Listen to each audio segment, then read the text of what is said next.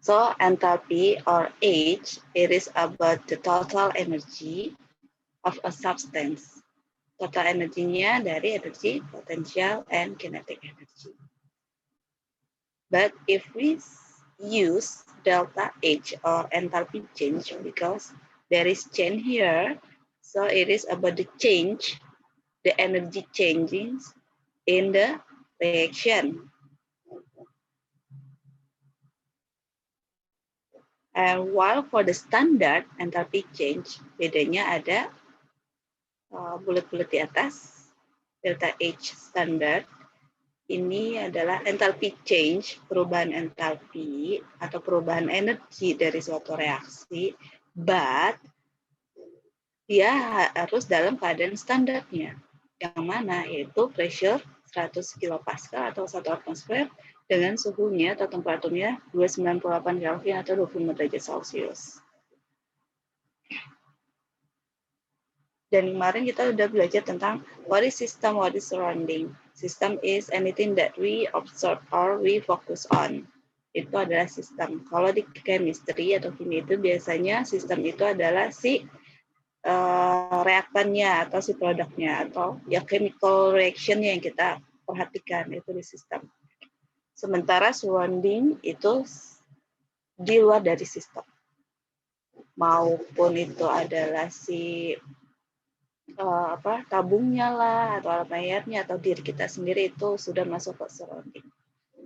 There are three kind of system: open system, closed system, and isolated system. Bedanya apa? Kalau open, massa sama energinya dia bisa keluar masuk. Kalau close, energinya yang bisa keluar masuk, tapi massanya enggak, tetap atau stabil.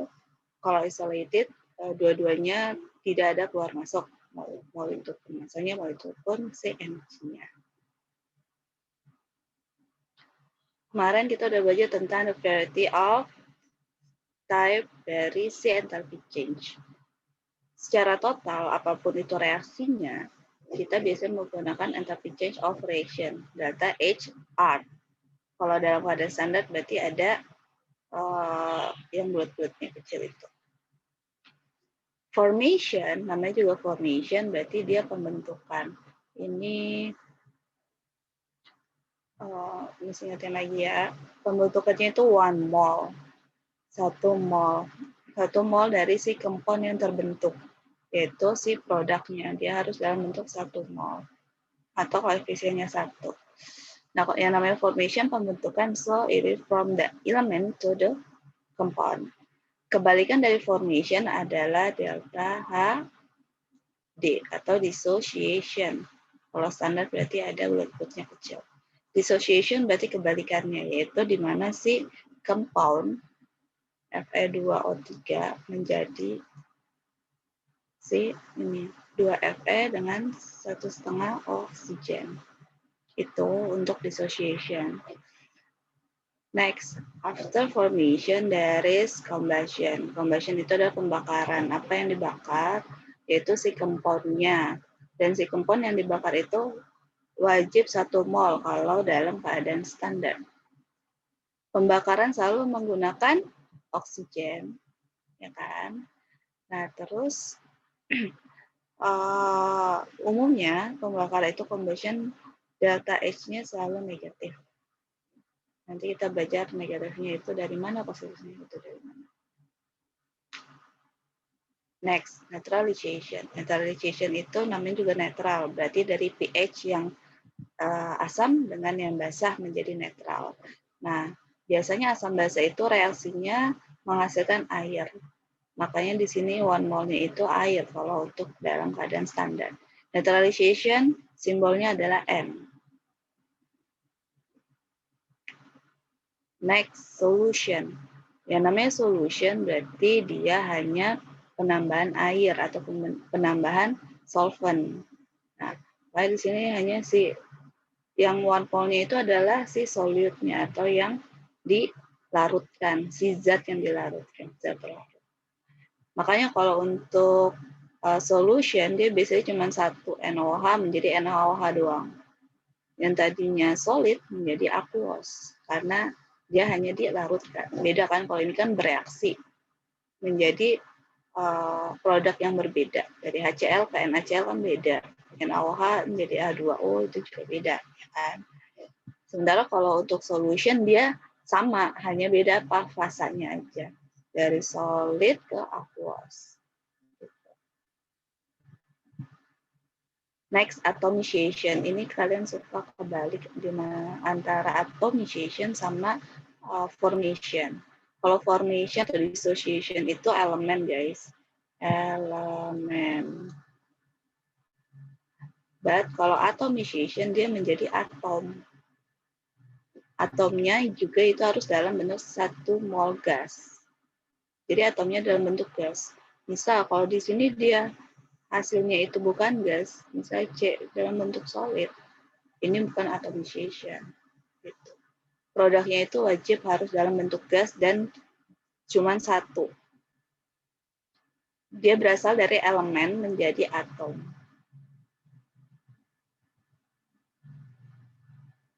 Gitu.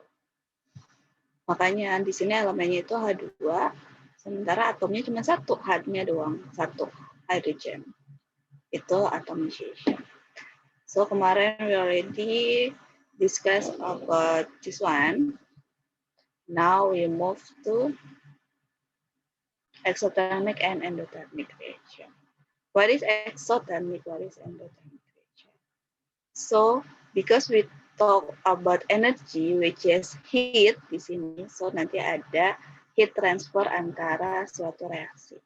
Kita lihat dulu ya perbedaan antara exo sama endo. Exothermic and endothermic. Kalau kalian lihat di sininya, ini exo, ini endo.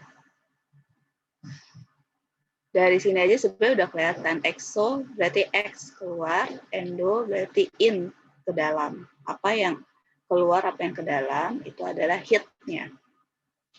Pada exothermic reaction, it is given out heat atau mengeluarkan panas, energinya dikeluarin, release energy. But for the endothermic reaction, it is taking heat.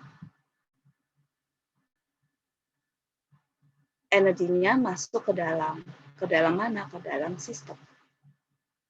So, given out heat-nya itu adalah dari sistem ke surrounding. Makanya dikeluarkan exothermic. Makanya contoh exothermic itu tadi combustion, guys, pembakaran. Dalam reaksi pembakaran, kalian kalau misalnya bakar kayu, atau kalian lagi masak lah, itu kan ada pembakarannya. Kalau nggak bakar kayu tuh. Nah, di sekitar kayu itu pasti kerasa apa? Panas kan? Kenapa? Karena di situ salah satu contoh exothermic. Reaksinya itu ngeluarin atau ngerilis energi. Energinya dalam bentuk panas. Salah satunya. Makanya di surrounding-nya atau diri kitanya itu terasa panas. Nah, biasanya temperaturnya itu akan increase karena kita ngerasanya panas. Sementara kalau endothermic itu temperaturnya decrease. Karena given out heat, nah ada transfer nih, yaitu heat transfer from system to surrounding. Sementara kalau endothermic, dia heat transfernya dari surrounding ke system. Karena dia absorb heat atau taking in heat. Heatnya diambil ke si sistemnya gitu. Sehingga yang surroundingnya tadinya panas misalnya. Jadi karena heatnya terambil ke sistem, oleh karena itu jadinya temperaturnya itu decrease. Nah, untuk exothermic, sign-nya itu adalah negatif. Delta H is equal to negatif. Nah, negatif di sini bukan minus, energi nggak ada minus ya guys. Karena kan kita ngomongin energi, heat-nya itu. Nah, energi itu nggak ada minus. So, min or plus di sini itu hanya sebagai tanda, oh dia reaksinya exothermic loh. Oh, dia reaksinya endothermic. Gitu. Bukan energi negatif, bukan energi positif. Semua energi cuma positif istilahnya gitu ya. Next, enthalpy of reactant are greater than enthalpy of product. Nah, ini karena kan kita udah belajar kemarin, enthalpy change, delta H. itu adalah total dari entalpi produk minus total entalpi dari reaktan. Entalpi produk dikurang reaktan, kan namanya juga delta kan, perubahan. Nah, kenapa dia negatif? Ya ternyata untuk semua reaksi yang eksotermik, si reaktannya lebih besar. Reaktan yang lebih besar pasti delta-nya negatif dong. Contoh, misalnya ini 5 kilojoule per mol. Nah, sementara reaktannya itu 10. Udah pasti kan hasilnya negatif. Min 5. While for the endothermic kebalikannya, yaitu delta H-nya akan positif. Kenapa? Karena enthalpy of product greater than enthalpy of reactant. Delta P-nya dia lebih positif, lebih besar dibandingkan reaktan. Makanya dia hasilnya akan positif.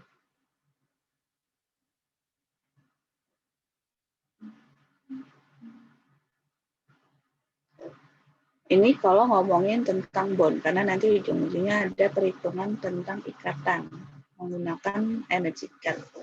Enthalpy bond of reactant are less than product. Sementara kalau endothermic, enthalpy bond of reactant are greater than product. Activation energy is less than endothermic, is less than endothermic. Kalau endothermic itu activation energy is greater than exothermic. Ada yang tahu tentang aktivasi energi aktivasi, guys?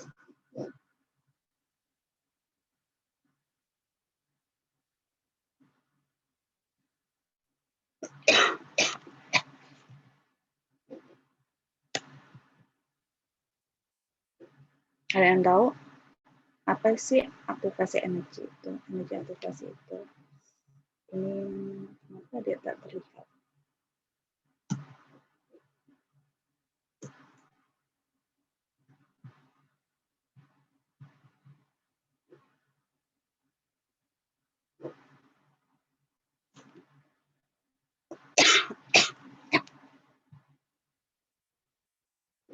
Seperti yang kemarin, geng. Pas pertanyaan awal-awal.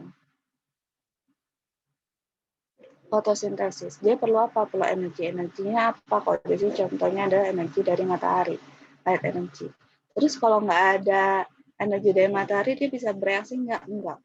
Tidak bisa terjadi fotosintesis, ya kan? So, ada energi tertentu yang harus suatu reaksi itu capai untuk bisa bereaksi.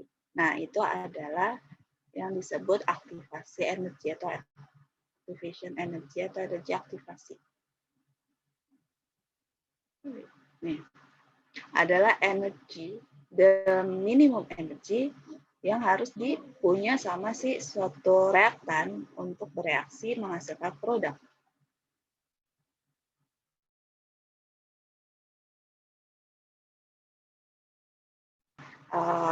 Exo sama endonya, perbedaan grafik. Gambarnya ya guys. Nih, perhatiin untuk kita ke exo dulu, fokus ke exo. Activation energy adalah energi minimum untuk bereaksi. Kalau si reaktan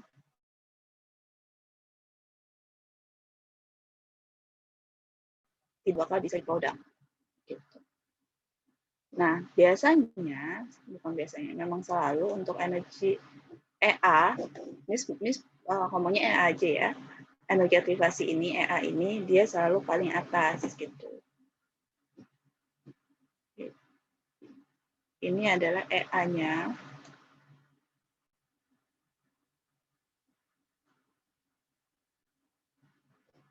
Nah, kan tadi kita udah belajar kalau misalnya entalpi dari reaktan untuk eksotermik itu lebih besar dibandingkan entalpi dari produk.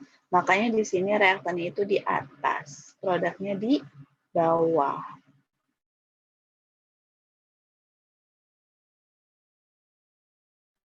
Gitu.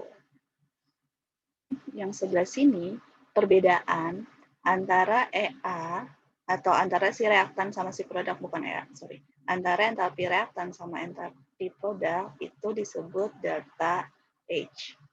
Ya kan, perubahan energinya kan. Sebelah kiri itu energi, ke kanan itu adalah reaksinya. Makanya kan suatu reaksi itu dari reaktan menjadi produk. Tetapi reaktan ini tidak bisa jadi produk kalau energinya tidak sama atau lebih dari energi EA. Nah, karena ini si reaktannya lebih besar daripada si produk, berarti kan energi yang tadi si reaktan punya itu harus dia keluarkan kan, given out, dikeluarin ke si surrounding. Makanya ini biasanya ngerilis heat atau ngerilis energi. Gitu. Ini untuk si eksotermik. Tapi kalau untuk endotermik, tadi sama ininya adalah energi, di sininya adalah reaksi. So, reaktan dulu kan, makanya di sebelah kiri reaktan, di sebelah kanannya baru si produk. Nah, di sini kita udah tahu kalau misalnya entalpi si produk lebih besar daripada entalpi reaktan, makanya produk di atas, reaktannya di bawah. Aktivasi energi itu selalu yang paling tinggi. Aktivasi energi adalah dari si reaktan ke paling atas, ini juga dari reaktan, ke yang paling atas itu adalah EA. Sementara kalau delta H itu kan perubahan energi. Nah, perubahan energi pasti dari reaktan ke si produk. Gitu. Ini produknya di atas, makanya dia tandanya ke atas. Ini produknya di bawah, makanya dia tanda ke bawah. EA selalu ke atas. EA itu dari reaktan ke si paling atas, energi atas. So, EA juga tandanya ke atas. Nah, ini reaktan kan, energinya kecil, dikit. Sementara produknya energinya tinggi. Berarti dia perlu nambah energi. Makanya absorb energi atau taken in heat. Dia harus absorb energi dulu nih ke sistem untuk dia bisa bereaksi. Jadi salah satu contoh endotermik adalah fotosintesis karena dia butuh energi untuk bereaksi, untuk mencapai si aktivasi energi ini. Baru deh dia bisa menghasilkan produk. Nah, ini adalah delta H-nya, perubahan entalpinya, yaitu entalpi yang diabsorb, yang diambil, gitu, diperlukan. Misalnya. Delta H-nya adalah positif. Nah, biasanya untuk eksotermik, karena eksotermik itu dia nggak perlu energi kan, malah energinya dia rilis kan, dia keluarin. So, biasanya reaksinya itu adalah spontan. Reaksi spontan itu maksudnya apa? Ya udah dia bisa bereaksi langsung gitu, karena dia nggak perlu apa-apa. Sementara kalau endotermik, dia reaksinya itu tidak spontan. Kenapa? Ya karena dia butuh energi untuk bereaksi.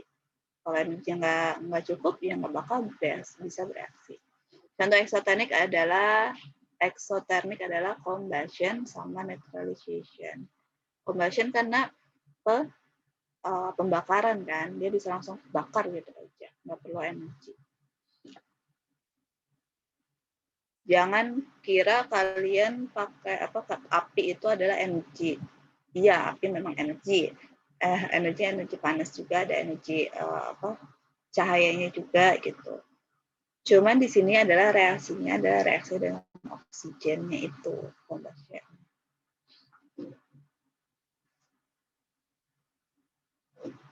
Nah, pay attention with the direction of the arrow.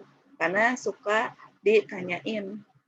Kalian diminta gambar, terus arrow-nya juga harus diperhatikan. Salah arrow, salah, nggak dapat nilai. Sampai sini ada pertanyaan dulu, guys. Miss. Ya. Masih belum paham yang kedua, yang temperature of system. Kenapa system? Kenapa bukan surrounding? Temperature of system is increase, temperature of system is decrease. Kenapa sistem? Kenapa bukan surrounding? Tadi sistem apa? Sistem adalah yang kita perhatikan kan, yang kita observe. Kita observe-nya sistemnya bukan surrounding-nya. Gitu. Makanya sistem. Dan kalau misalnya kita gambar sistem, kita ke lab, kan tadi kan Miss bilang ini dicek itu dari perubahan suhunya, change in temperature, perubahan suhunya. Kalau kita ke lab, yang kita pakai suhu, cek temperatur itu di sininya guys, di dalam si sistemnya. Kita nggak ngecek temperatur dari sininya misalnya, gitu, surroundingnya, atau diri kitanya, enggak lah. Karena kan berbeda-beda. Tapi kalau di sistem, karena dia sistemnya yang bereaksi langsung, itu akan sama satu dengan yang lainnya. Paham? Insya Allah, Miss. Oke. Pertanyaan yang lain, guys?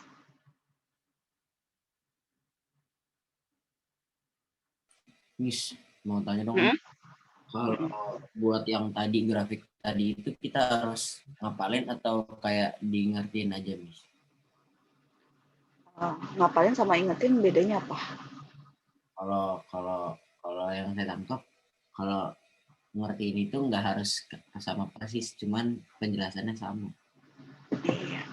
Yang penting kalian sudah paham untuk bedain exo sama endo. Karena cuman kebalikannya doang kan guys. Kalau kalian bisa paham salah satu, pasti yang satunya kalian bisa ingat. Gitu. Pertama kalau mau gambar thread. Ini adalah energi.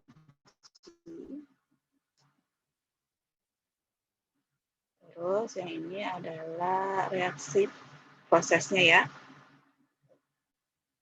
Nah, reaktan selalu di kiri dong, karena reaktan dulu baru menjadi produk, ya kan? So, terserah kalian, ini reaktan, ini produk misalnya. Pasti yang salah satunya beda kan, yang satunya tinggi, yang satunya rendah. Gitu. Ini reaktan, pasti gambarnya ke atas, baru ke bawah. Sorry ya guys, gambarnya selalu indah. Susah pakai mouse. Nah, dari kayak gini, kalian tentuin tadi EA itu selalu dari reaktan ke produk. Ini adalah EA atas.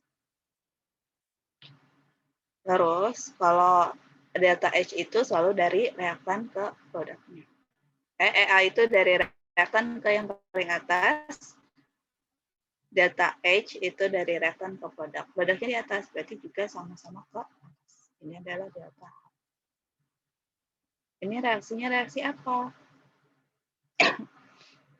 Ya, kalian tinggal ngeliat aja. Energinya rendah ke energi lebih tinggi. Ya.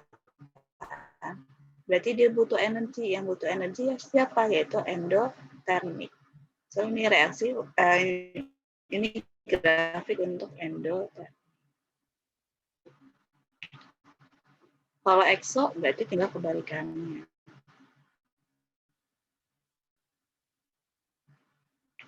Ini gambar kayak yang tadi. Jangan lupa ya, biasanya itu diminta X sama Y-nya itu ditulis.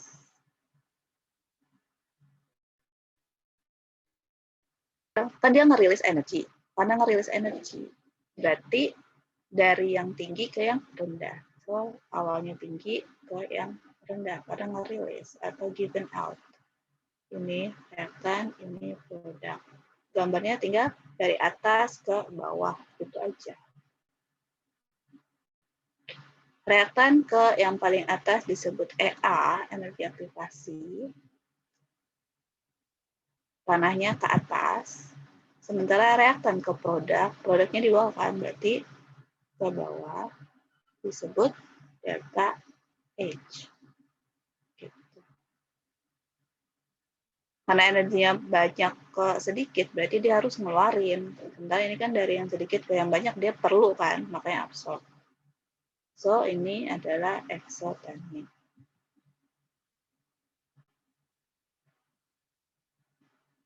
Gitu. Sebenarnya kalau kalian sudah megang ininya aja, udah bakalan paham. Oke.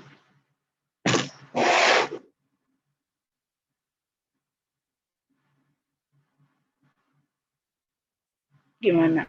Masih bingung?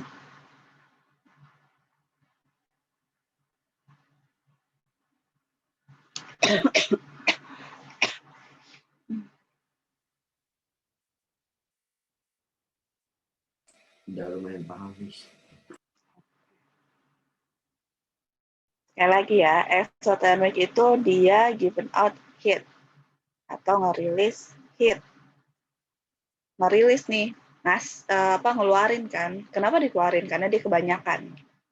Gitu. Makanya reaktannya tinggi, produknya rendah. Ini kan sama kan kayak yang ini. Entalpi reaktan, krita, dan entalpi of product. Gitu. Ngerilis, ngeluarin heat. Makanya dia ngeluarinnya ke siapa? Ya ke si surrounding. Heat transfernya dari sistem ke surrounding. Rilisnya. Entalpinya kenapa negatif? Iya, karena produknya lebih kecil dibandingkan reaktan. Kan delta H itu secara umumnya adalah produk dikurang reaktan. Gitu. Kalau ini udah jelas karena aktivasi energi dari exo lebih pendek kan, geng? Ini exo, EA-nya cuma segini. Endo, EA-nya tinggi. Karena si endo kan dia butuh energi. Makanya karena EA-nya tinggi, si endo itu makanya butuh energi. Sementara kalau eksotermik, dia kan nggak butuh energi. Malah ngerilis, so EA-nya lebih kecil dibandingkan yang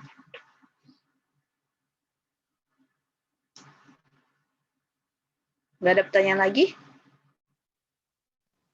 Miss. Iya. Ini bukan tapi PPT-nya nggak full screen, Miss. Ada apa sih namanya yang Windows itu di bawah? Iya. Makanya tadi Miss naikin kan?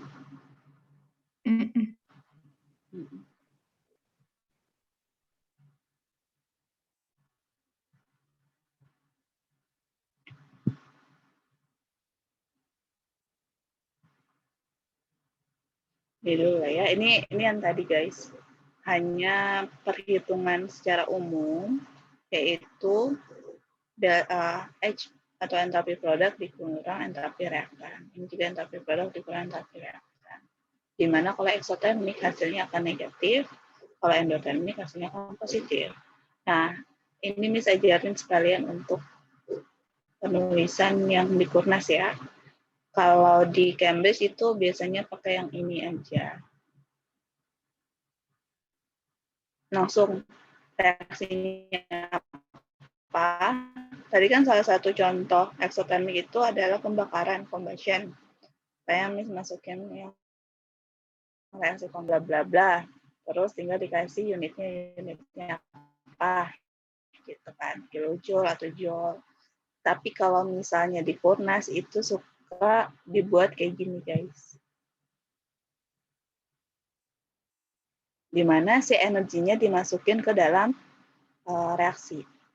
Gitu. Tadi eksotermik itu given out di produk. Gitu. Sementara kalau endotermik itu taken in, masukin, namanya juga endo, masuk. So energinya itu dimasukin ke dalam reaktan, karena dia butuh energi ini baru bisa menghasilkan ini. Bedanya cuma itu. Cuman kalau di Cambridge menggunakan ininya aja, yang pernyataan yang kedua. Sekali lagi ya, min sama positif ini hanya menunjukkan oh dia exo, oh dia endo. Bukan energinya yang negatif.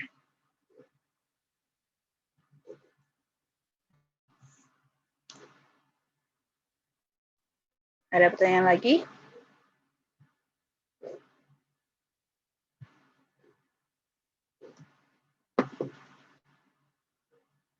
Oke. Nggak ada kah? Belum, Miss. Belum. Mau langsung ngerjain soal kah?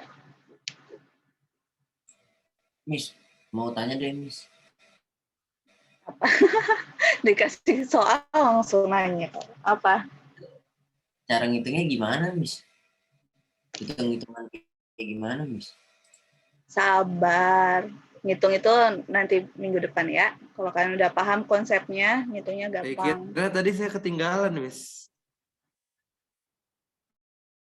Cara itu atau Sama bagian soal hitungan. Saya belum ngerti hitung-hitungan. Hitungan kita cuma baru belajar ke yang kemarin kan, enthalpy itu apa, terus tipe T, sama yang ini perbedaan antara exo sama endo ya. Ya, Miss ngasih soalnya tentang itu, perbedaan exo sama endo. Dan enthalpy perubahan. Kalau nggak ada pertanyaan, kok di record lagi? Kalau nggak ada pertanyaan, Miss tutup nih. Kalian ngerjain soal sok atau.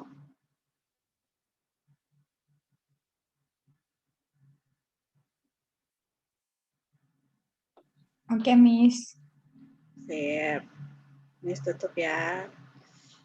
Jangan lupa kumpulin tepat waktu. Thank you guys. Sorry ya, Miss nggak tahu kalau misalnya beda jadwal hari ini. Assalamualaikum warahmatullahi wabarakatuh. Waalaikumsalam. Thank you, Miss. Thank you, Miss. Yuk, semangat ngerjain.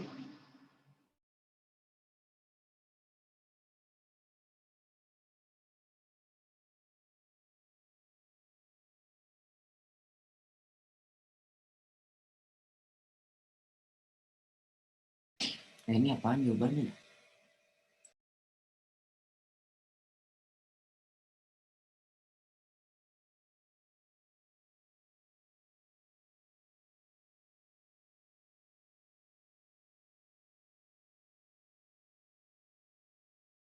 PPT udah dikasih Miss Via belum sih? Belum. Belum. Oh, belum. Udah bisa gua aja lah gua kerjain.